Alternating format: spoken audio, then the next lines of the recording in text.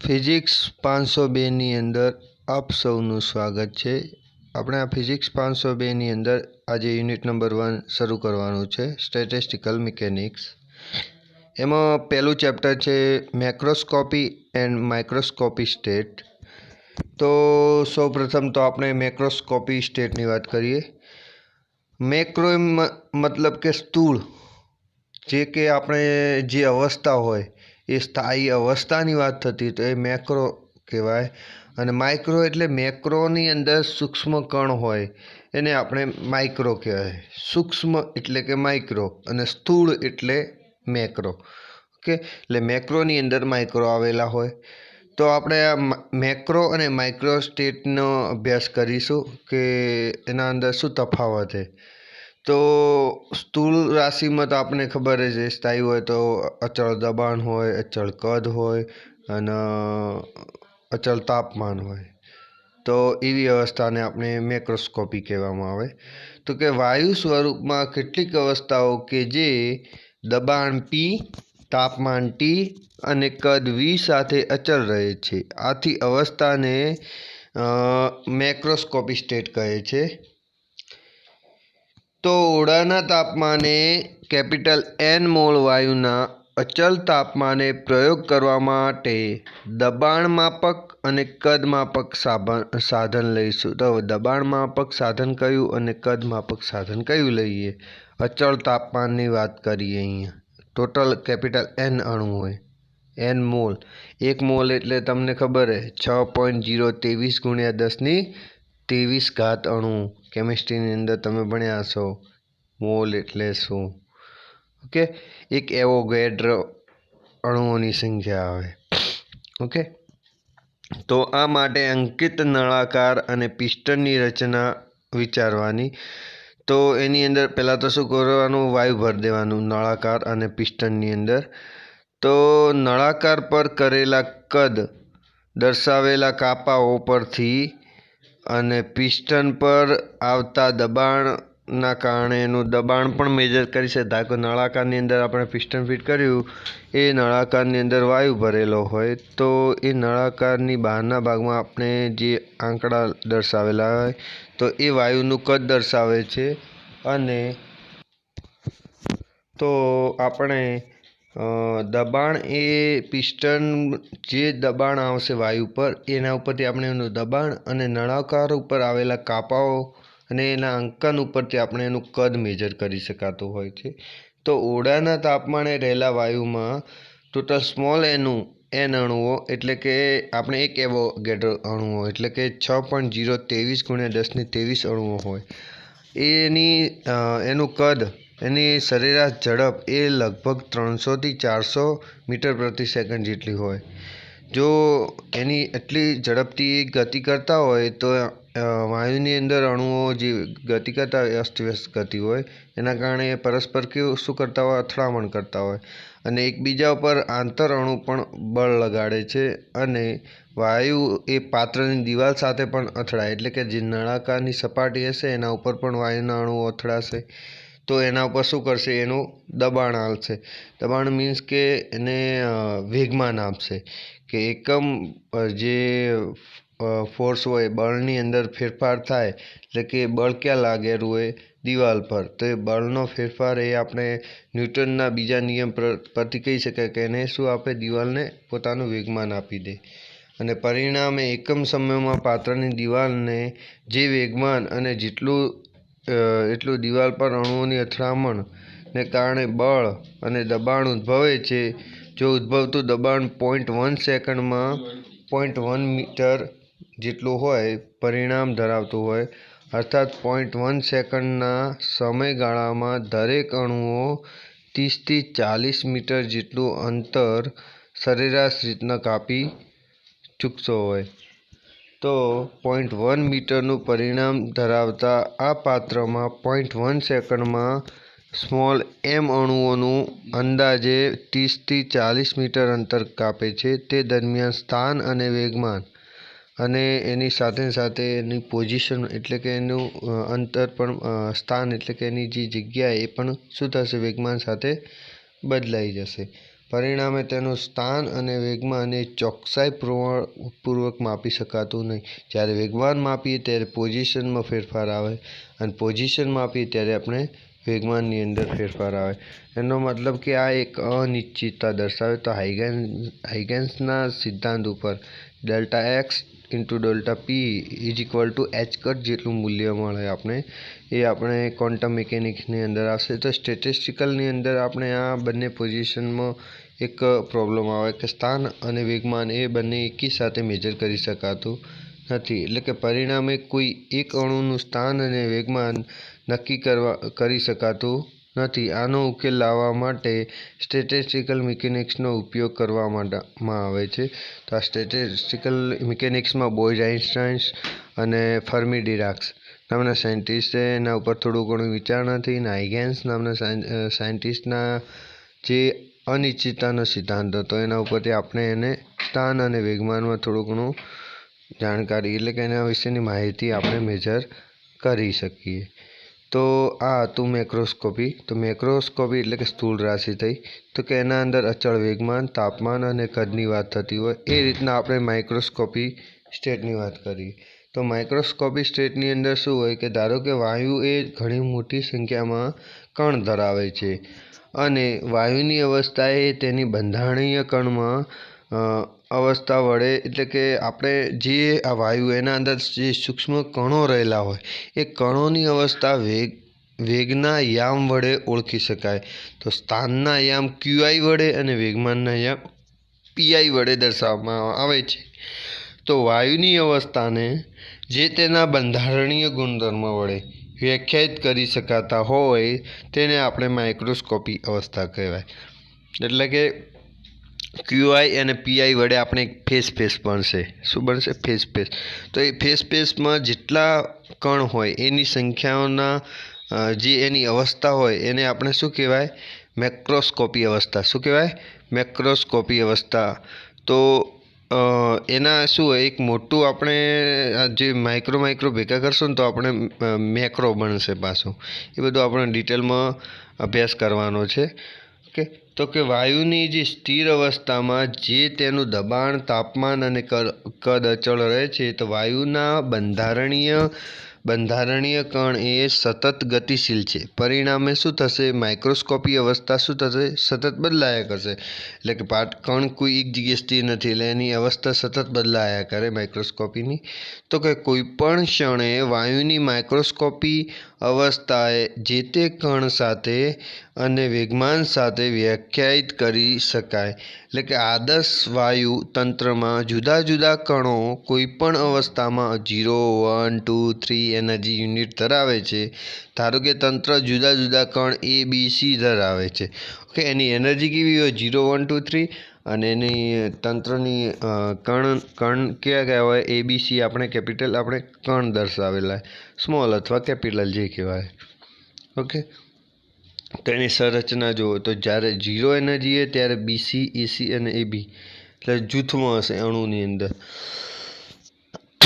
પછી શું હોય? 1 અવસ્થા, 2 અવસ્થા, 3 અવસ્થામાં જુઓ 3 અલગ ABC 3 અલગ દર્શાવેલ. એટલે કે જુદા જુદા કણો થઈ શકે તેવી અવસ્થા 3 છે અને જુદા કણો ના થઈ શકે તેવી અવસ્થા કહીએ 1 અને 2 બંને આવશે. એટલે 1 અવસ્થામાં એ જુદા થઈ શકે નહીં, 3માં થઈ શકે. એ જ રીતના હવે બીજું બતાવ્યું છે જો નીચેના ભાગમાં. ધારો કે એવા 6 સ્ટેટ હોય અલગ અલગ. આપણે આ તો ભેગા દર્શાવે BC, AC અને ABનું. એ રીતના જો 3 અલગ હોય. ધારો કે CBC AAB. ઓકે. તો ઉપર એના શું આવશે? C આવી ગયો તો B આવશે, B આવ્યો તો C આવશે. એ રીતના અલગ અલગ તમે લખી દો બધાના ઉપર AA, BB અને CC પહેલાં શરૂઆતમાં. પછી નીચે પહેલાંમાં ABC આવી ગયું, પછી ACB આવ્યું, નીચેનો ફેરફાર કર્યો. પછી હવે ઉપરનો ACમાં ફેરફાર કરીએ. એ રીતના થોડું ઘણું ચેન્જિંગ કરીને આપણે 6 અવસ્થા લખી. ABCની 6 અવસ્થા આપણે અલગ અલગ ફેરવીને લખી દેવાની. પહેલાં તો રિપીટ ન થવું જોઈએ એટલું ધ્યાન રાખવાનું. અને 0 થી 3 સુધી એનર્જી લખી દેવાની. તો એમાં જો જુદા જુદા કણો થઈ શકે તેવી વ્યવસ્થા કહીએ, બધા કણો જુદા છે એવી વ્યવસ્થા કહીએ. 0 1 2 3 કઈ છે તો 6 છે. તો છઠ્ઠા નંબરની જે અવસ્થા છે એમાં આપણે જુદા જુદા થઈ શકે. તો 6 કઈ રીતના એણે લખ્યું તો પહેલામાં 0માં થઈ શકે, બીજામાં પહેલામાં થઈ શકે, બીજામાં થઈ શકે અને ત્રીજામાં થઈ શકે. એટલે બધામાં થઈ શકે. એનો મતલબ કે બધાનો સરવાળો કેટલો થાય તો 1 2 એટલે 3 3 6 થઈ ગયા. અને જુદા ન થઈ શકે તો એમાં 1 આવશે. શું આવશે? 1 આવશે.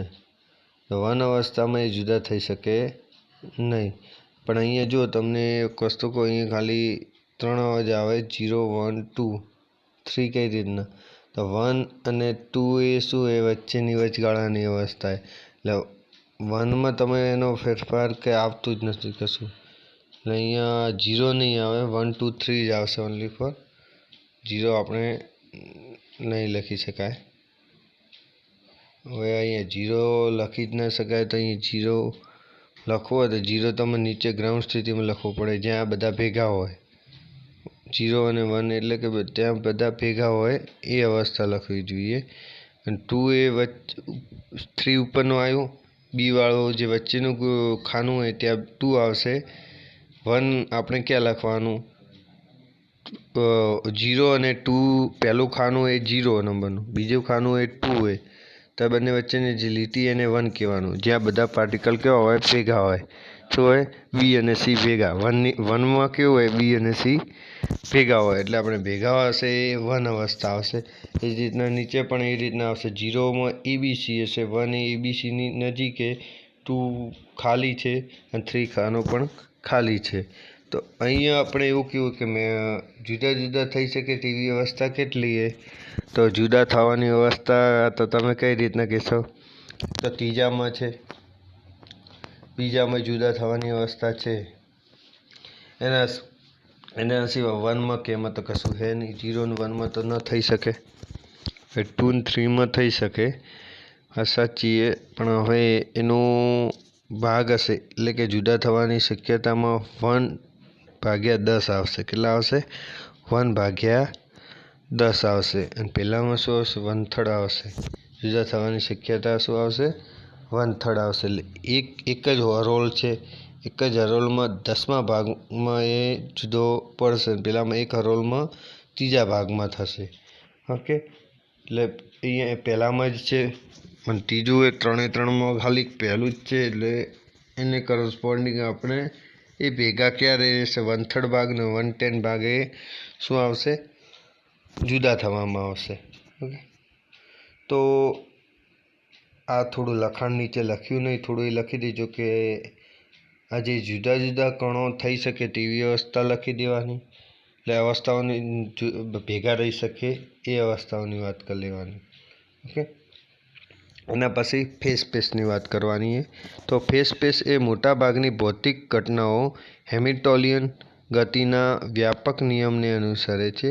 એટલે કે કોઈપણને સંપૂર્ણપણે વ્યાખ્યાયિત કરવા માટે કોઈ ચોક્કસ સમયે તેના સ્થાન QI અને વેગમાન PI યામની જરૂર પડે છે. તો આ બંને યામો હેમિલ્ટોનિયન સાથે નીચે પ્રમાણે સંબંધિત. તમે ક્લાસિકલ મિકેનિક્સમાં ભણી ગયા હેમિલ્ટોનિયન ઇક્વેશન કયા હતા? QI ડોટ બરાબર DH/dPi અને PI ડોટ બરાબર -DH/dQi. સમીકરણ નંબર 1. આ આપણે હેમિલ્ટોનિયન તંત્રના ઇક્વેશન પણ કહેવામાં આવે. એટલે કોઈ એક જ કણ માટે એક જ દિશામાં ગતિ કરતું હોય ત્યારે તેનું સ્થાન આપેલા નિશ્ચિત બિંદુથી કેટલા અંતરે છે અને તે કેટલા અંતરે દૂર છે તે આપણે જાણી શકાય, પરંતુ તેની ગતિ વિશેનો કોઈ ચોક્કસ માહિતી મળતી નહીં. એની પોઝિશનની માહિતી મળે પરંતુ એના વેગની માહિતી મળતી નથી. તો પરંતુ આ કણની માહિતી સ્થાનનું ઉપરાંત વેગમાન p વડે દર્શાવવામાં આવે તો તેની ચોક્કસ માહિતી મળી શકે છે. તો આપણે જો વેગની જગ્યાએ વેગમાનની વાત કરીએ તો એની ચોક્કસ માહિતી મળી જાય. તો એના બંને વચ્ચેનો ગ્રાફ દોરવો પડે, Q સ્થાન અને P વેગમાન. તો ગ્રાફ દોરશો એટલે તમને આવી રીતના એક વેવ ટાઈપનું મળશે. તો તો એ તરંગ ટાઈપનું તમને મળશે ચેન્જિંગ. તો અહીં કણ એ એક સીધી રેખામાં ગતિ કરે છે, માટે તેના વેગમાન અને સ્થાનના યામ પણ હેમિલ્ટોનિયન સૂત્ર પ્રમાણે બદલાય છે, જેનું પેરેટિકલી મળશે વક્ર માર્ગ મળે. એને તમારો માર્ગ કેવો મળે? વક્ર મળે. એટલે કે આકૃતિ 2માં દર્શાવેલ છે. હેમિલ્ટોનિયન ચેન્જ એટલે dx/dt એ પ્રમાણે ચેન્જિંગ થાય એટલા માટે. એમ તો સીધી લાઇનમાં ગતિ કરતા હોય, પરંતુ એનું ચેન્જિંગ કેમ બતાવ્યું? કારણ કે એમાં શું વધારો ઘટાડાના કારણે શું થશે? વિકલન છે પીઆઈ ડોટ ને ક્યુઆઈ ડોટ. તો જો પીઆઈ ડોટમાં શું હતું? માઇનસ હતું. ક્યુઆઈ ડોટમાં માઇનસ નથી. એટલે પ્લસ અને માઇનસના કારણે આપણે આવું વેવ ટાઈપનું મળે. ઓકે, વક્ર મળે. તો જ્યારે તંત્રની અવસ્થાને સ્થાન અને વેગમાન યામો વડે રજૂઆત કરવામાં આવે તો તેને ફેઝ સ્પેસ કહેવાય.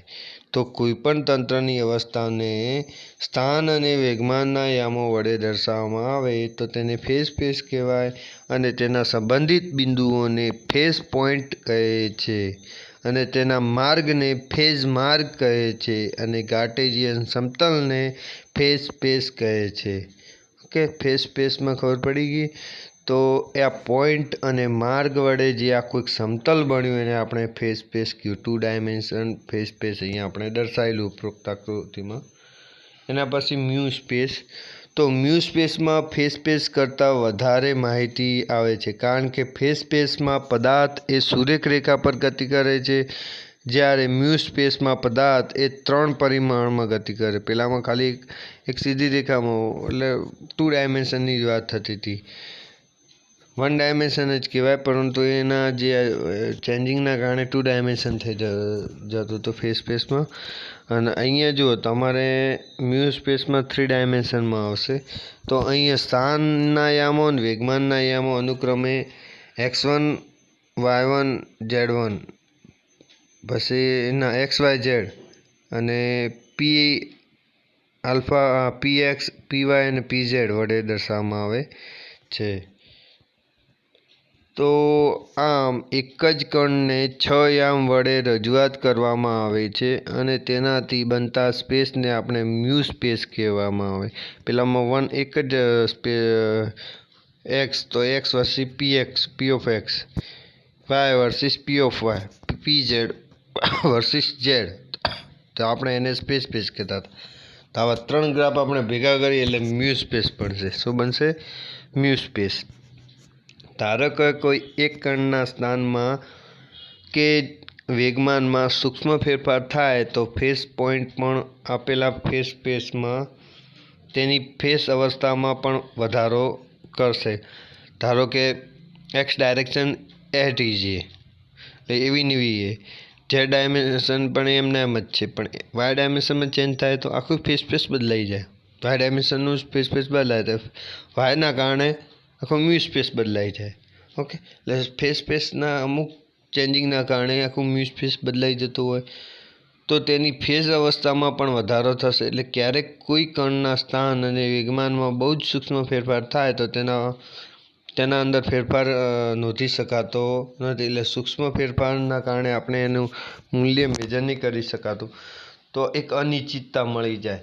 એટલે કે સ્થાન અને પોઝિશનની અનિશ્ચિતતા મળે તો એના માટે એચકટ મૂલ્ય લઈ લેવાનું પી ડોટ એક્સનું. તો આપણે અનિશ્ચિતતાના સિદ્ધાંતનો અહીંયા ઉપયોગ કરવાનો પછી.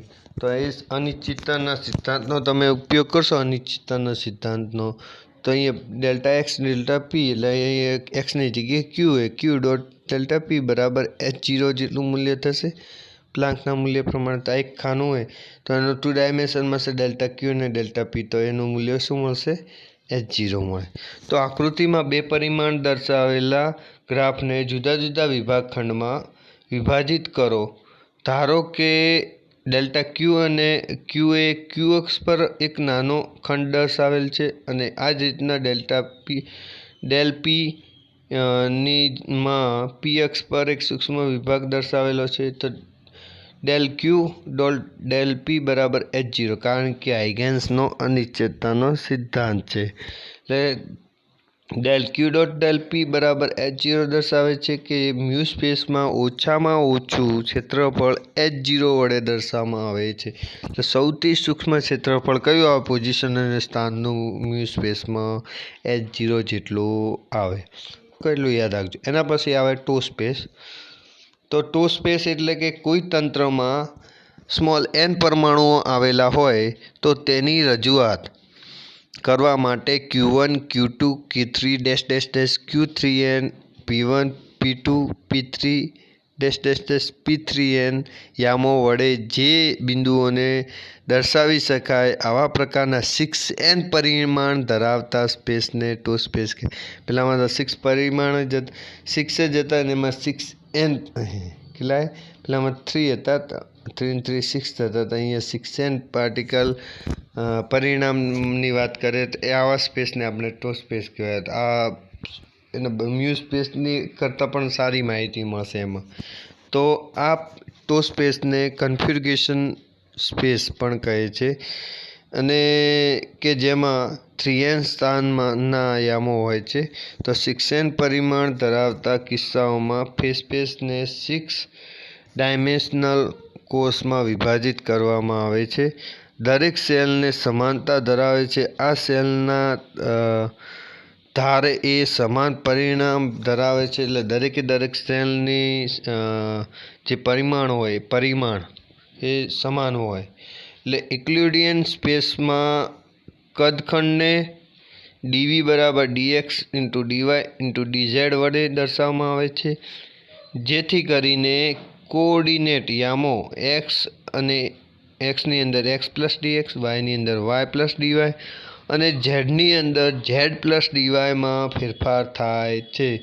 આ 6 ડાયમેન્શન સ્પેસમાં કદખંડને લીધે નીચે પ્રમાણે આપણને ડીટો મળશે. dq1 × dq2 dq3 dash dash dq3n dp1 × dp2 dash dash dash dp3n. Okay. તો હવે dq1 × dp1 બરાબર H0. તો એ રીતના 3n 3n है તો દરેકના H0 આવશે મૂલ્ય. એટલે H0ની 3n ઘાત જેટલું મૂલ્ય આપણે કદખંડનું મળશે. એટલે સમીકરણ નંબર 1 આપી દીધું. તો તંત્રનો ગતિમાર્ગ 6 ડાયમેન્શન સ્પેસમાં દર્શાવી શકાય છે. તો આવા પ્રકારનો 6n ડાયમેન્શન સ્પેસ બનાવવો મુશ્કેલ છે. તો આ માત્ર એક ગાણિતીય ખ્યાલ છે. આપણે એને મેથેમેટિકલી પ્રૂવમેન્ટ કરી શકાય પણ એને હવે એટલા 6 ડાયમેન્શન જોઈ તો શકાતા નહીં. તો એને પ્રૂવમેન્ટ તો કરી શકાય ને. ઓકે. વધારે આપણે 4 ડાયમેન્શનની જ ખાલી વિચારણા તો કરી શકાય અને 3 ડાયમેન્શનનો આપણે અભ્યાસ કરી શકાય. 6 ડાયમેન્શન હવે એના પછી 64 ડાયમેન્શન જ્યારે આવશે ત્યારે શું થશે અભ્યાસ કરવાનો આવશે તમારે. ઓકે. એ આપણે પછી એની વાત કરીએ. પહેલાં તો આ જોઈ લો. એવું અવલોકન કરો કે સ્પેસની અંદર આ જે 6 ડાયમેન્શન એ હાઇપર વોલ્યુમના પરિણામે એનર્જી ગુણ્યા ટાઈમની f ઘાત બરાબર થશે. એટલે f ડાયમેન્શન હાઇપર વોલ્યુમના પરિણામ એનર્જી ગુણ્યા ટાઈમની f ઘાત બરાબર થશે.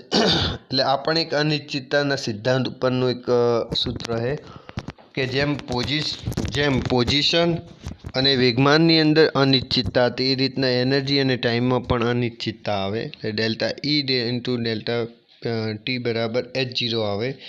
તો એ આ બોઝમેને જે સૂત્ર આપ્યું એ પ્રમાણે સ્પેસની અંદર h જેટલો કદખંડ ધરાવે તે સૈદ્ધાંતિક રીતે શક્ય ન હતું. પરંતુ એને પ્લાન્ક અચળાંકની શોધ થયા પછી એટલે કે અનિશ્ચિતતાનો જે h મૂલ્ય આવ્યું એના પરથી તેના ક્વોન્ટમ થિયરીની શરૂઆત થયા પછી ડોલ ક્યુ અને ડોલ પી બરાબર h સૈદ્ધાંતિક રીતના વિચારી શકાય છે અને જે હાઇગેન્સના અનિશ્ચિતતાના સિદ્ધાંતનું સમર્થન કરે છે. જો 6 પરિમાણ લેવામાં આવે તો delta x dot delta y dot delta z dot dpx dot dpy dot dpz બરાબર h નો ક્યુબ થાય. h સ્ક્વેર ન થાય h ક્યુબ થશે. સોરી અહીંયા સ્ક્વેર લખેલો છે. कारण के del x into del p y x तो एच आवशे એટલે एच नहीं आवे एच क्यूब आवशे। अहीं एच स्क्वेर लख्यो एनी जग्याए एच क्यूब लखजो, एच नो घन करजो, 3 घात आवशे। 2 घात लखीने एच नी एनी जग्याए 3 घात आवशे। ओके, एना पछी आपणे जे बीजी वात करी के म्यू स्पेस, पाई स्पेस अने टो स्पेस એટલે આ બધા સ્પેસ છે એનો સમજાવવાનું પૂછે પ્રશ્ન આ રીતના પૂછાઈ શકે। બીજો પ્રશ્ન એવો પૂછાય છે કે તંત્રની સંતુલિત અવસ્થા કઈ હોઈ શકે? પછી અવસ્થાના દરેક કોષનું કદ ખાલી જગ્યા છે, વધઘટ છે, સરખું છે કે એક પણ નહીં? આ પ્રશ્ન લખવા લખી દો, કામ આવશે તમારે।